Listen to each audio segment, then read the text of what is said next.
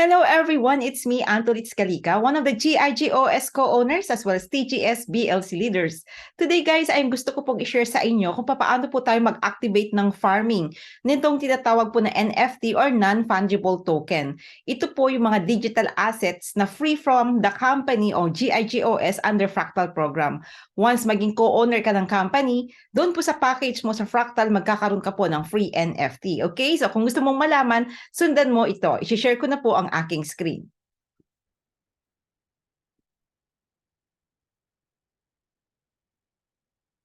Ayan, so ito po yung account po ni Ma'am Rochelle na kung saan siya po ay new investor from Canada. Okay, so now guys, ipapakita ko po sa inyo sa Ghost Wallet niya, available na po ang 6 na Ghost Coin para po sa pag-activate ng tinatawag po na NFT or non-fungible token. Ang isang NFT po ay nangangailangan po ng 3 Ghost Coin para ma-activate yung farming. At kapag nagfa-farming po kayo, everyday po naman ay kumikita ka dito ng 1 GCO. Pero dahil may Nitro po, ibig sabihin magta times 2 po yung GCO coin na mako-collect mo every day in 2 months. Okay, so kailangan po i-take advantage po natin yung promo na to. So paano po natin gagawin ito?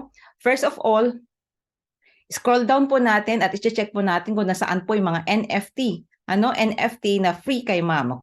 Okay, so dito po sa MetaCodex, makikita po natin dito yung dalawang NFT or digital assets po ni Ma'am Rochelle. So i-open lang po natin yan. Okay, and then let's wait a bit kasi kailangan niyang i-read yung mga NFT na ibinigay kay ma'am. After that, makikita mo dito yung mga collection colors. So, katulad po nito, makikita po natin dito yung, halimbawa dito po sa red, meron pong 1. Ibig sabihin, nandito po yung NFT na free ni ma'am. Okay? So, kailangan lang natin gawin. I-click po yan and then scroll down. Pagka-scroll down mo po, makikita mo yung naka-highlight, nandyan po yung NFT collection. Okay? So, i-click lang po natin. Ayan. So, katulad po ng sinabi ko kanina, once na-finar mo ito, ay makakakuha ka ng plus 1 GCO per day. Kaya ibig sabihin, 2 GCO per day ang nakukuha mo in 2 months. Additional income po ito. Ito po yung cryptocurrency ng company.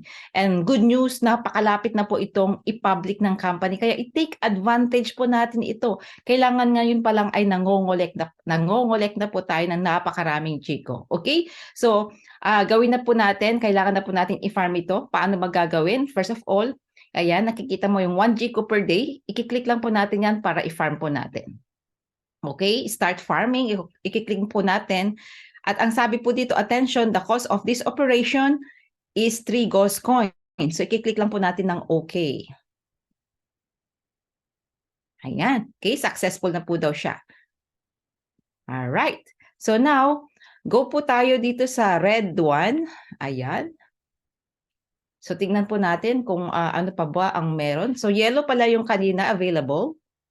Okay, so click naman po natin itong purple. Ayan, so all the way down, hanapin natin yung ka-highlight. Okay, so naka-highlight po na yan, nandyan po yung free na NFT ni Ma'am Rochelle. Ayan.